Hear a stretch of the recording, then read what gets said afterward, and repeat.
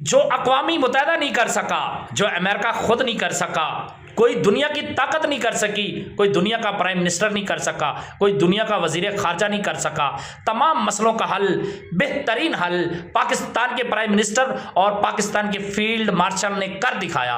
और बड़ी और बेहतरीन आपको न्यूज़ बताता जाऊं कि इनको नोबेल प्राइज के लिए मुंतखब कर दिया गया है। एक इसका नाम है और दूसरा जी.डी. वेंस, अमेरिका के नैब सदर का नाम आया है और इनको नोबेल प्राइज के लिए मुंतखब कर दिया गया है। पाकिस्तान के फील्ड मार्शल की ये बहुत बड़ी कामयाबी है, जिसपे आज पाकिस्तान में मुझे पाकिस्तानी होने पे फख्र भी हो रहा है और मुझे बहुत ज्यादा खुशी भी हो रही है, क्योंकि दुनिया का ऐसा काम जो अक़वामी मुत्तहिदा नहीं कर सका, अमन सलामती कमेटी नहीं कर सकी, और पाकिस्तान के अंदर ये काम हो रहा है और पाकिस्तान के इस्लामाबाद के अंदर हो रहा है और फील्ड मार्शल साहब की निगरानी के अंदर हो रहा है। ये जो काम है ये अक़वामी मुत्तहिदा और अमन कमेटियां और इस्लामिक कमेटियां भी नहीं कर पाई और फील्ड मार्शल ने कर दिखाया।